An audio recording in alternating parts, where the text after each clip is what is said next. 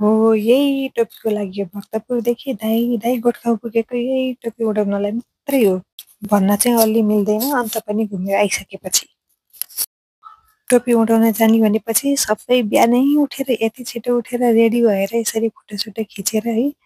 अनि भिडियो पनि बनाउनु परिहाल्यो आफ्नो त छैन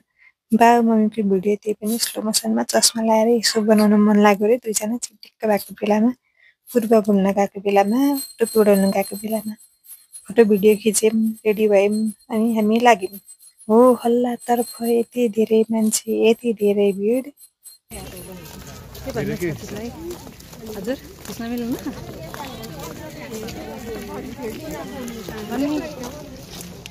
अटोलाई हिँड्छ मैले कम्पिटिसनको लागि आउँदाखेरि कस्तो लाग्छ तपाईँलाई एकदम खुसी छोरछोरीलाई आजसम्म यत्रो सङ्घर्ष गरेर पढाइयो अहिले यो पद हस्तान्तरण गर्दा त साह्रै खुसी लाग्यो नि त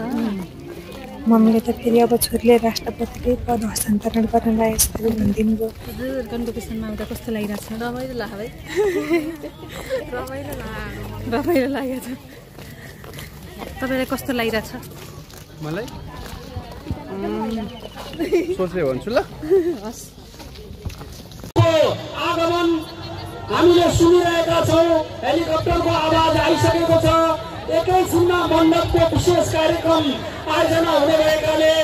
सबै मण्डप बाहिर रहनु आजको यस टोपी उडाउने कार्यक्रमको प्रमुख अतिथिको रूपमा सम्माननीय प्रधानमन्त्री श्री केपी शर्मा ओलीज्यूको आगमन हुँदैछ आफूले ब्याचलर सक्दासम्म जिन्दगीमा एकचोटि टोपी उडाउने मौका पाइयो हाम्रो प्रधानमन्त्रीज्यूले त केही नभए नि वर्षमा 2-3वटा त यस्ता टोपी उडाइदिनुहुन्छ होला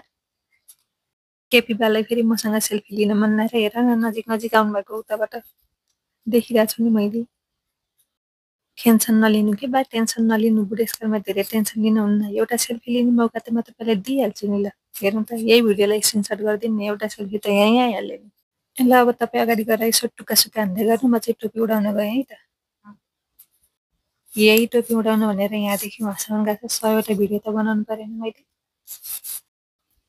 ए बिस्तारै उडाएकै बिस्तारै उडा भोलि लगाएर बुझाउनु पनि पर्छ यसलाई